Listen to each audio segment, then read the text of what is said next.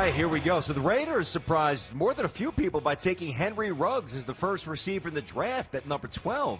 Well, now there's reports that say Ruggs injured himself while helping a friend move, puncturing his thigh and an artery. I guess he was pinned against a trailer and very lucky. I mean, this could have been very bad for Mr. Ruggs. So it's not great from a football point of view, but from a life point of view, it could have been the end. I mean, he's very lucky.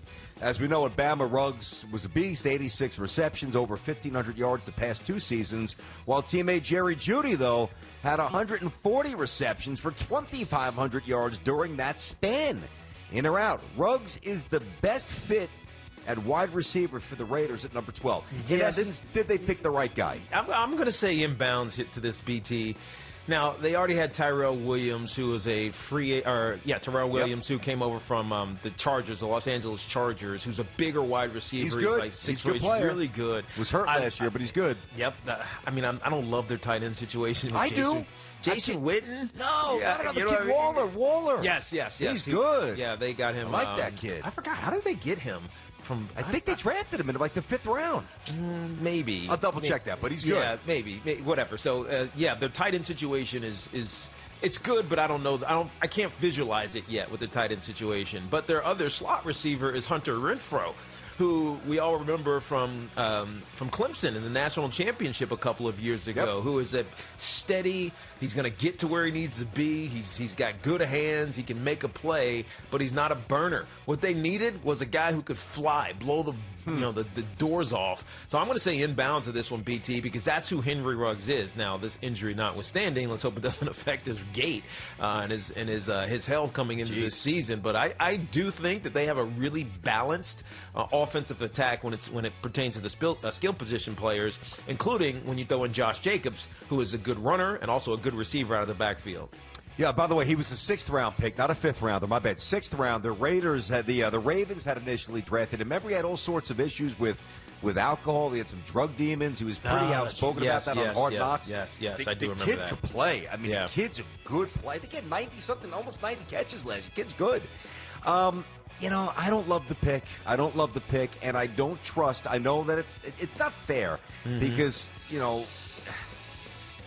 want to always take an organization and like part of their DNA and when Al Davis isn't alive anymore, so when Al Davis, who loves speed, Darius Hayward-Bay, you don't want to hold previous drafting indiscretions against the current regime, and I don't want to do that. Yeah, I know what you mean. But they've been burned a lot by guys that they deem just speed merchant, and Darius Hayward-Bay was one of them. I think he was the 8th overall pick back in the day. Wasn't very good for them at all. I just think they were more polished, more effective. Maybe not as fast receivers, but receivers who run better routes. I love Jefferson. I mean, if I'm running the Vikings, if I'm running the Raiders, obviously Jefferson drafted by the Vikings 22 or 23, and I think that's a home run filling in for Diggs now, Stephon Diggs. I would have probably taken him. I definitely would have taken Jeudy over him. I didn't love the pick on draft night. I don't love it today. I don't see it at that level for the players you bypassed. We've talked a lot about the G League's Pathway program. That's been a topic on the show. And the new team in L.A. that will employ fresh out of high school stars. Now there's reports that say former Nuggets head coach Brian Shaw has agreed to be the coach for the Elite Pro team. That's what it's called. As we know, Shaw won 3 titles as a player and 2 more as an assistant, this with the Lakers. So it is more valuable for an NBA prospect to be coached by Shaw in the G League than by a top-flight NCAA coach for a season in college. As much as I hate to say inbounds, BT, I'm going to say inbounds. Okay. Because we know that these kids could probably come play, at least some of them, could probably come play at 18-year-olds right out of high school in the NBA. Now, a handful of them, probably like 60% or so, are going to wash out in a few years or be playing overseas. But I think you give them an advantage when you put them in a pro-like situation, a pro-like environment, and then get them the teaching that they're not going to get on the NBA level the following season, right? Sometimes you do get, practice time and you spend individual times with the assistant coaches and you start to develop and grow your game, but it's rare. You're expected, and you know this, BT, to just come in and play and contribute, and it ruins guys. I mean, we thought Frank Ntilikina here in New York was going to be a player. I don't ever think he got time to be developed. Nope. And as a result, it's like he's a waste. And so I think this, as much as I hate to say it, and it's going to be a bane to college basketball in some regards because you're going to miss out on the stars. I'm going to say inbounds. Interesting. By the way, I still think Neil Akita could be serviceable because he's a good defender. Yeah. He's got long reach. He's 6'5", 6'6". He's got a good wingspan. That jump shot started coming a little bit. But the problem is it's not going to work out for the Knicks because it's already kind of established. The fans, although most Knicks fans that I know agree with what I just said, but now you got to start picking up contracts. You got to start eventually paying them. He'll probably become a good player for somebody else, probably like the Spurs, like a real organization in a couple of years. Watch. Who have great assistant coaches who can coach him on the side while he chills. That's pretty much what I'm implying. So here we go. It is more valuable. Let's see. You said inbounds to that, right? Yeah, I did. I'm going to say out of bounds. I understand where you're coming from, but I still believe there's great value in being drilled. Not that there'll be an absence of fundamentals with Brian Shaw, but to transition to the pro game, you'll go over the pro fundamentals and the pick and roll, the pro aspects of the game, obviously with Brian Shaw, and the mental aspect and the physical aspect.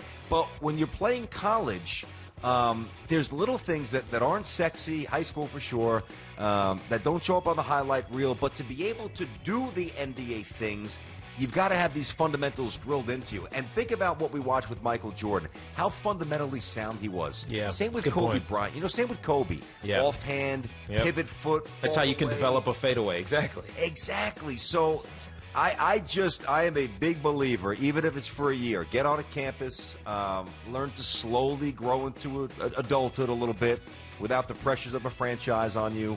So I'm going to say out of bounds. I would prefer to play a year in college if I'm playing for somebody that knows how to coach. This is an interesting one. This could be fun. Speaking of big-time coaches, Duke's Coach K. Could be a little hot water here. Now, after Zion Williamson, we talked about this when it first went down.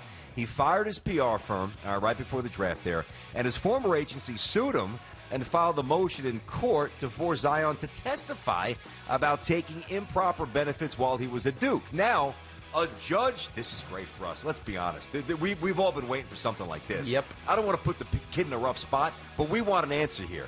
A judge has sided with the agency against Zion, saying the Pelicans rookie must answer questions under oath about alleged improper benefits. We're going to get an answer. Yep. Whoa. If Zion does testify that he took improper benefits at Duke, the NCAA must hit the Blue Devils with serious sanctions and prohibit them from the tournament for a year at least. In or out? I'm going to say out of bounds of this, BT. Out of bounds. I have to. Because I remember the conversation we had about Bill Self and Kansas and the direction that they're taking. Yeah. Coach K, just like Bill Self, might have been aware that Zion was getting paid some money from somebody, but it wasn't him and it wasn't a booster, then arguably he was in the clear. Just because someone's going to pay him to do it and he didn't, even if he did know about it, doesn't mean that Duke is culpable. I think Zion's going to have to testify that he did because there's evidence. I'm sure there's evidence that he actually took improper benefits, and he's not going to risk perjury. So I'm going to say out of bounds for this, but I can't wait to hear what Zion says. Do I want to see Duke get in trouble? No. Do I think that Duke, maybe skirts around certain things? Yeah, I think everybody does. Not nearly as egregiously as others do. I do believe that as much as you can truly run a clean program, I believe that Coach K tries to run a clean program without being naive. Again, I think everybody takes a shortcut. I've always said that. So do I want to see Duke get in trouble? No, but I want to sit down and I want to see an answer to a question that as a sports fan, as a sports guy, I need a definitive, discernible answer to. And we've wondered about forever. Yes, we have. We've wondered about this for a long time. And let's face it was always like, well, Calipari's doing this. Back in the day, UNLV was doing that, and UCLA back in the day, even with John Wooden, was doing this. For the most part, Coach K's been Teflon. And now you hit it on the head. He's not going to perjure himself. So you would hope not. So if he says, I don't know if it's the exact same situation at Kansas. Maybe Roy Williams can claim, I had no direct knowledge. Maybe in this situation, Coach K can't. And I'm just thinking out loud. I'm not saying that that's true. But Zion Williamson will have to be on a stand, take an oath, and risk getting himself in real trouble or shading a school that has never been really deeply shamed or shaded in terms of this stuff. And the answer is going to be among the most unique answers, most interesting answers we've gotten to anything in a long time. I can't wait for this answer. This is going to be incredible. Teak, on Saturday, Tyron Woodley returned to the octagon after a rough year off. He dropped his 5th career fight, 2nd in a row, by the way, after being thoroughly dismantled by Gilbert Barnes. Now, as we know in boxing, many champions and stars spend much of their careers undefeated or with fewer than 2 or 3 losses, while in the UFC, any fighter can lose on any given night, so obviously it is it's a different win-loss record. It just looks different on the eyes. In or out.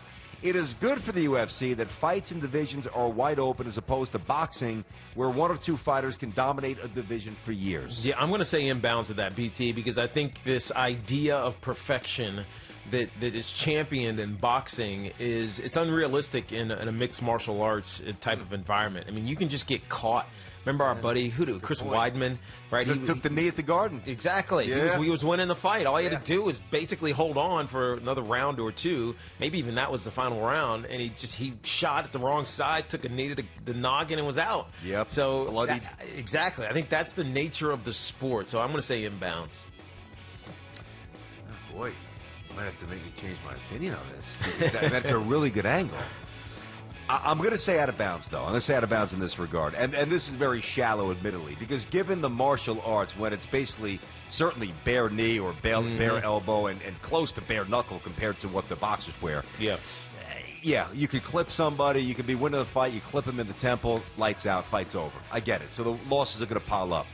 But I do believe aesthetically there's something to be said for, like, when you introduce, and in this corner with a record of, again, this is the There's shallow no doubt about that. You know what I mean? I know what you're saying. 23-1. It just resonates differently as opposed to seeing like 18-8. I don't know. It just seems a little different. No, you're right. You're right. It's perceptual and it's nonsense, but it does have an impact. There you go. There you go.